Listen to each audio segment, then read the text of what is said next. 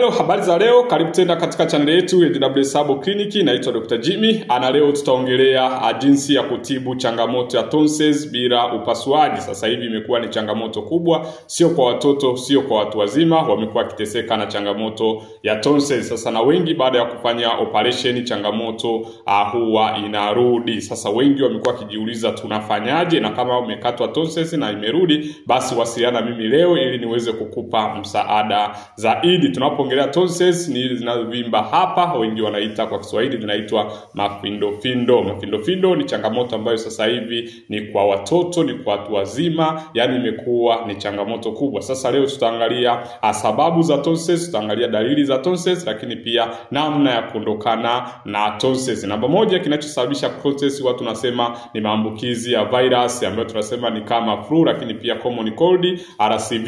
Hizo zote ni tunasema 80% ya changamoto ya tonsils inasababishwa na maambukizi ya virusi moja kwa moja, ambayo ndio chanzo kwa watoto, lakini pia kwa watu wazima au watu wakubwa. Lakini namba mbili, sababu nyingine ya tonsils tunasema ni maambukizi ya bakteria. Maambukizi ya bakteria ni changamoto ambayo wanasababisha tonsils kujirudia kiurahisi. Ndio maana wengi wakifanya operation changamoto inarudi. Ni kwa nini? Ni kwa sababu cha kwanza lazima ufahamu au bakteria hizo wamesababishwa na virus au wamesababishwa na bakteria. Ndio maana ukipata tiba ya asili kutoka kwetu unapata tiba ambayo inaondoa hivi vyote vyanzo vya changamoto. Ndio maana imekuwa rahisi sana kwa watu wanaoitumia kupata matokeo. Lakini pia namba mbili watu tunasema ni koo kukauka au baridi kali, ambayo kuongeza maambukizi mara kwa mara. Ndio maana hata tunawaambia wale mnaotumia AC kwa muda mrefu mnaweza mkawa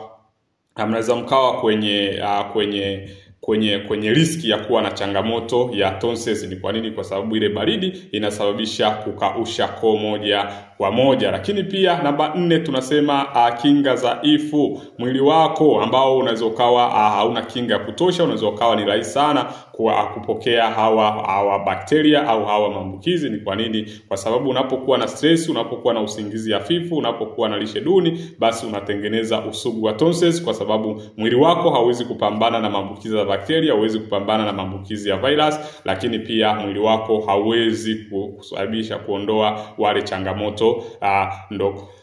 Ndio maana wengi wamekuwa na changamoto ya kuugua changamoto ya tonsils au mafindofindo tunasema. Lakini pia kuna changamoto ya moshi, vumbi, lakini pia na allergy, ambayo ndugu yangu hii inasababisha kuvimba mara kwa mara na kuweza kuambukizwa kirahisi. Kuna watu ambao wana allergy, ambao sasa akiwa na allergy, akiwa na changamoto ya vumbi, akipata changamoto ya moshi, basi changamoto huwa inaibuka, inaanza upya. Ni changamoto kubwa sana ambayo wengi wamekuwa wakipitia. Kwa hiyo hizo ndo baadhi ya sababu zinazopelekea tonsils. Kwa hiyo kama unateseka na tonsils, basi suluhisho lipo. Unatakiwa ufuate miongozo ambayo utakuwa umepewa, itakusaidia kuondokana na changamoto hizo. Sasa hapa nitakuletea dalili zipi ambazo zitaonyesha kwamba tayari una changamoto ya tonsils. Kwanza ni sauti kubadilika. Ndio sauti inabadilika, utahisi sauti inakwaruza. Ndio maana pia watu wenye changamoto ya acid reflux huwa wanahusishwa kuwa na changamoto mojawapo ya tonsils, kwa sababu ile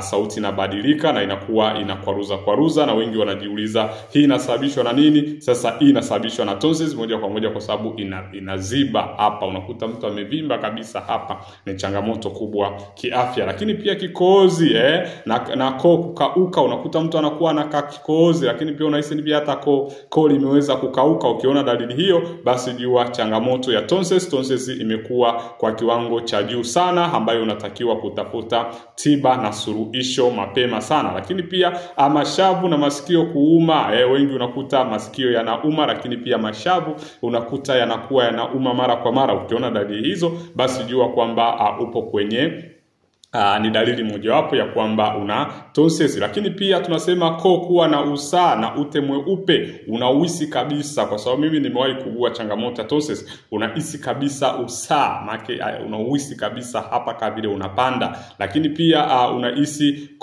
unahisi pia ute mweupe. Wengine unaweza ukawa unakuja ute mweupe kwa sababu unakuwa umeathirika huku na nitezi imeweza kuongezeka. Harufu mbaya mdomoni. moja ya changamoto kubwa sana ambayo ndugu yangu kishakuwa na dalili hizi, basi utakuta unakuwa na harufu mbaya mdomoni, unatema cheche. Na wengine hawana tonsils na wana harufu mbaya mdomoni na wametafuta suluhisho. Unakuta mtu amechatumia dawa nyingi za meno lakini hapati suluhisho. Kama wewe ni mmoja wao, basi jua changamoto yako iko tumboni, unatakiwa kutibu tumbo uweze kuondokana changamoto hiyo.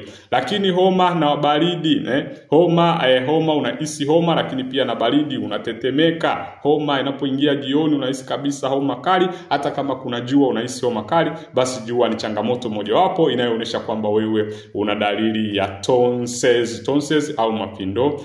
Lakini pia kuvimba, uvimbe hadi kufunga kwa koo. Unahisi uvimbe unakuwa mkubwa sana hadi koo lako linafunga. Ukiona dalili hiyo, basi jua hiyo ni dalili mojawapo inayoonyesha kwamba una changamoto ya mafindo, lakini pia una changamoto ya tonsils. Wengi wamekuwa wakitumbuka na changamoto hiyo na wamekuwa wakituuliza inakuwaje tunaondokana na changamoto hii? Sasa hii changamoto inatibika kama utafata miongozo ambayo utakuwa umepewa. Lakini pia maumivu makali sana wakati wa kumeza ni changamoto kubwa sana. Maumivu makali sana wakati wa kumeza. Kama unahisi maumivu na wengi hawezi kumeza kabisa, hawezi kula kabisa, ukiona changamoto hiyo, basi jua umeshaanza kutembelewa na tonsils. Lakini pia maumivu makali ya koo, unakuwa unapata maumivu yanakuwa kwenye koo yanakuwa makali, lakini pia kuhisi koo linakeleketa, basi jua umeshaanza kupata changamoto moja kwa moja ya tonsils. Sasa hapa nitaelezea tiba ambazo unaweza kuzitumia bila upasuaji. Kwanza ni Antibiotiki ni wale